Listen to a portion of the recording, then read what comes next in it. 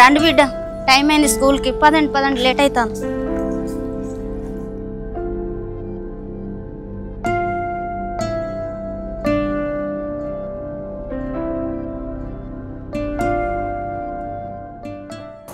వాణిశ్రీ మంచిగా చదువుకో.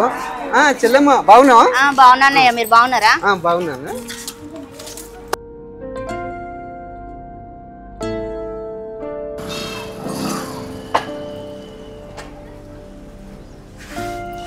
అబ్బో చెల్లె తొందరనే వచ్చింది. చెల్లె బెల్ కాలేదా ఇంకా? కాలే అన్న, ఇంకా 5-10 నిమిషాలు టైం ఉంది. నేనే కొంచెం 5 నిమిషాలు తొందరగా వచ్చిన. అలాగా? అంటే ఇంకా టైం ఉందా? 5 నిమిషాలు. సరే రాండి అన్నయ్య.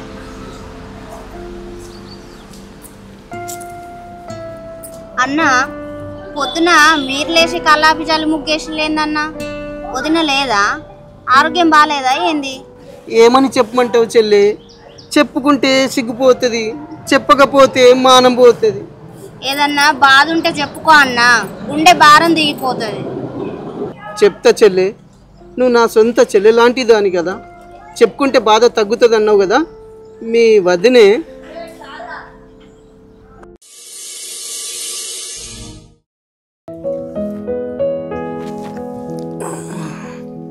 బగ్గరని తెల్లారినట్టుంది. బుజ్జి లేమా లేమా, స్కూల్కి టైం అవుతుంది లే.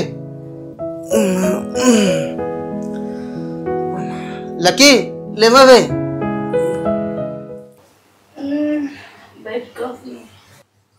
Bed coffee.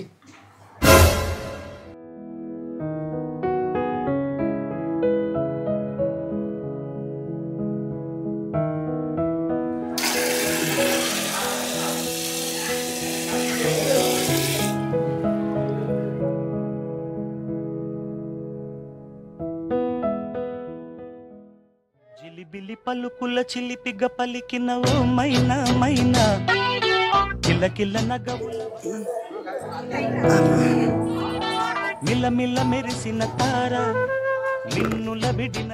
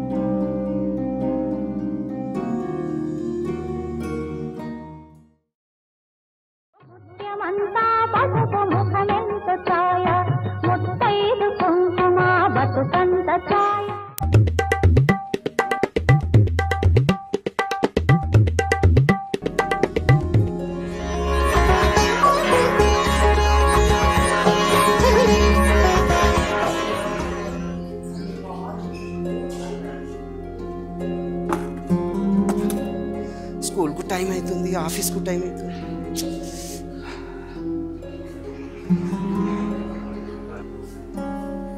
ఈ మహారాణి లేవదు ఇంకా. బెడ్ కాఫీ అట, బెడ్ కాఫీ.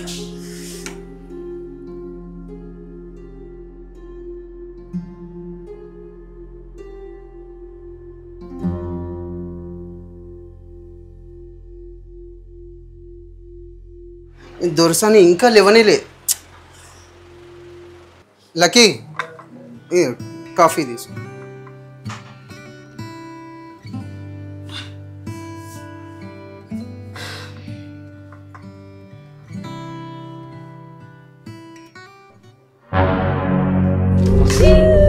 ఇదేంటి ఇంత చెత్త ఉంది?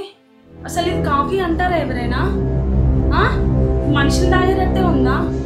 జంతువులు నయ్యం తెలుసా, అవి తాగే పుడిదన్నా బాగుంటుంది. మీరు పెట్టిన కాఫీ అంత దరిద్రంగా ఉంది. అసలు పెట్టాలంటే అయిపోతుంది కదా, ఎందుకు ఇట్లా ఎట్టి తీసుకొచ్చాడు? అసలు తీసి మొక్కన కొట్టాలనిపిస్తుంది, కానీ ఇక్కడ బట్టలు ఖరాబ్ అవుతాయి అని గమ్మునుకుంటుంది. ఆ వాషింగ్ మిషన్లా బట్టలు ఉన్నాయి, తీసి పైన ఆరేయి. అట్లనే పోయి పిల్లల్ని రెడీ చేసి స్కూల్ పంపి, నాకు టిఫిన్ రెడీ చేసి ఫస్ట్.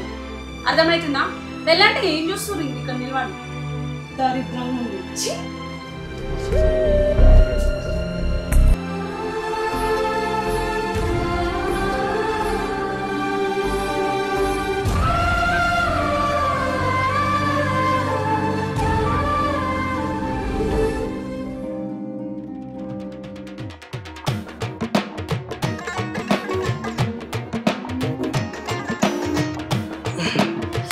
అబ్బా,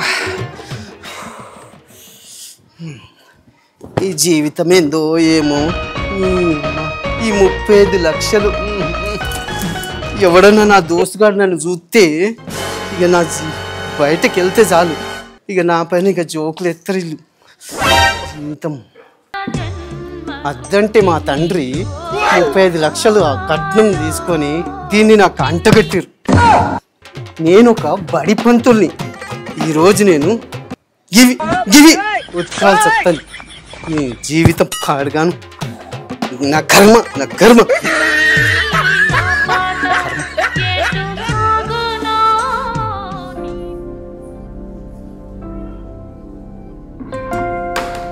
నానా ఫ్రెష్ అయ్యారా? రండి, తొందర రండి, టైం అవుతుంది. నేను జడలేస్తాను, తొందర రండి. నానా వాణిశ్రీ వచ్చేమ్మా, తొందర వచ్చి తొందర కూర్చో కూర్చో.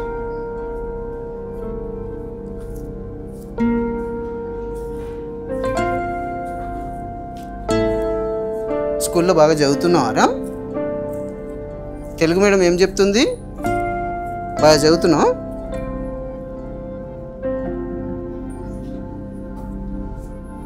స్కూల్లో మంచిగా చెప్తున్నారా డాడీ? చాలా బాగా చెప్తున్నాడు. చెల్లె మంచిగా చదువుతుందా?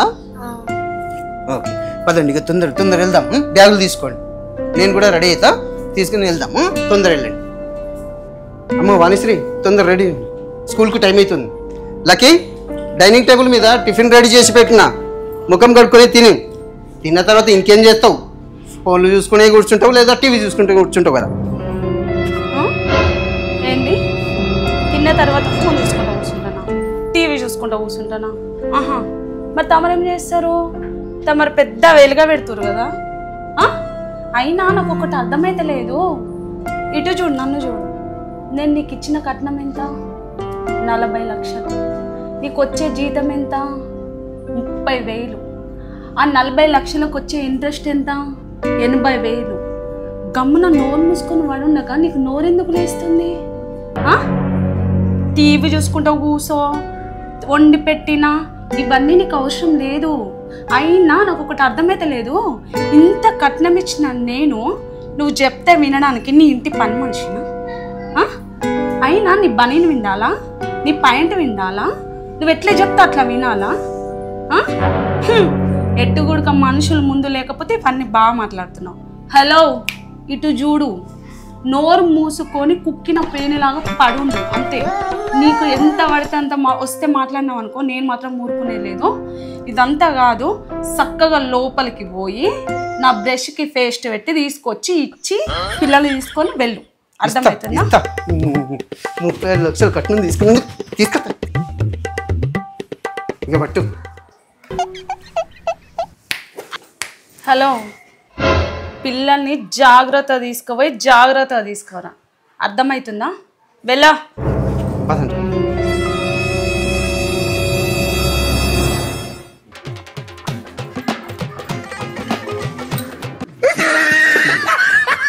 చేస్తున్నా, ఇంకేం చేస్తున్నా? ఇది నా బాధ చెల్లి. అవును చెల్లెమ్మా, ఎప్పుడు చూసినా నువ్వు కూడా దిగాలుగా కనిపిస్తున్నావు. ఏమన్నా బాధ ఉంటే నువ్వు కూడా చెప్పుకో, నేను నీ సొంత అన్నయ్య లాంటి వాణ్ణి కదా. ఏం చెప్పమంటావు అన్న నా బాధ? మా ఆయన నన్ను ఏరి కోరి ఇష్టపడి పైసా కట్నం లేకుండా పెళ్లి చేసుకున్నాడన్న. కానీ పెళ్ళైనాక తెలిసింది ఆయన నిజ స్వరూపం ఏందో. పైసా పని చేయడు, ఫుల్గా తాగొత్తాడు, ఇంట్లో ఖర్చులు పట్టించుకోడు, నన్ను పట్టించుకోడు, పిల్లల్ని పట్టించుకోడు. వినన్నా నా కథ. ఈ మనిషి పనికని పోయిండు, పనికే పోయిండో మళ్ళీ తాగుతానికే పోయిండో. ఏం చేస్తాను, నా కర్మ, నా తలరాత గట్లున్నది. ఎట్లా రాసుకొస్తుంటే గట్లనే జరుగుతుంది. ఏం చేస్తా, అనుభవించాలి.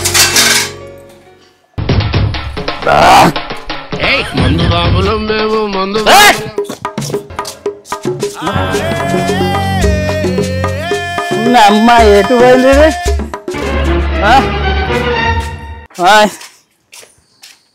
అన్న భాగ్యం భాగ్యం అయ్యో మళ్ళీ తాగొచ్చినవా నీ తాగుడు కగ్గిపెట్ట నీ తాగుడు మీద మనుపోయా తాగి వాడి మీద ఇజ్జత్ మాననిస్తాను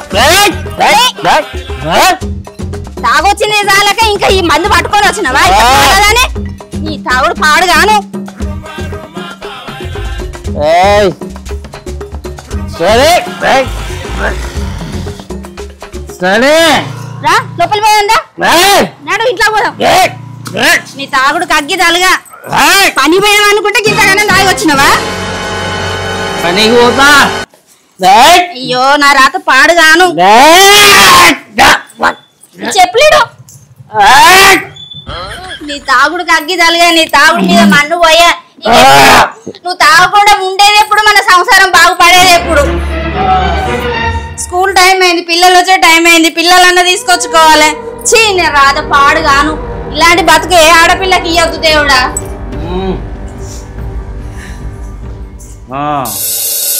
అదన్నా నా బాధ అగో చెల్లి బెల్ మోగింది పిల్లలు వస్తున్నారు పోదాం